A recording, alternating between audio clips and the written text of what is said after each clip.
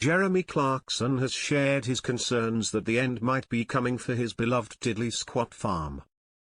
Jeremy Clarkson has delivered a scathing critique of the government's latest land policies, warning that they could spell disaster for British farming. The former Top Gear host expressed his outrage over the planning and infrastructure bill from Rachel Reeves, which he likened to the controversial land seizures carried out by Zimbabwean dictator Robert Mugabe.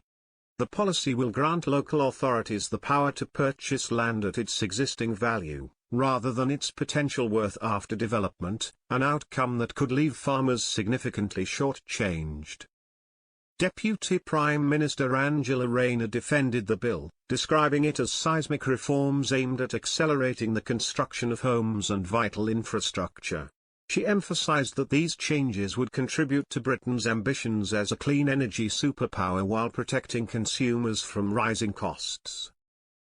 However, many within Britain's rural communities are deeply concerned, particularly as the farming sector is already reeling from upcoming inheritance tax changes set to take effect in April 2026. Among the most vocal critics is Clarkson, who has warned that the latest measures could mark the end of farming in the UK.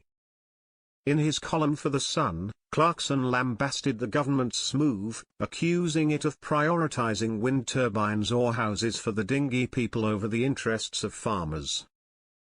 "I could wake up one morning in the very near future to be told by West Oxfordshire District Council that they now own my farm," he wrote.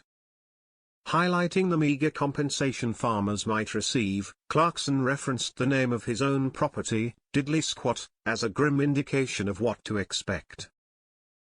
Decrying the policy as truly astonishing, he compared it to Mugabe's land confiscations, which plunged Zimbabwe into economic and agricultural turmoil. "It is without doubt the end for British farming," he declared. "Farming will go the way of mining, shipbuilding and the steel plants." In response, Clarkson urged British farmers to take inspiration from French agricultural protests, which have historically involved dramatic acts of defiance. He cautioned against tactics such as spraying slurry all over the Labour Party's rural offices for fear of provoking the wrath of Obergrupp and Furustama. However, he jokingly suggested another form of protest. "Burn every single avocado and every pint of almond milk that comes through a British port. That would get their attention in Islington," he quipped.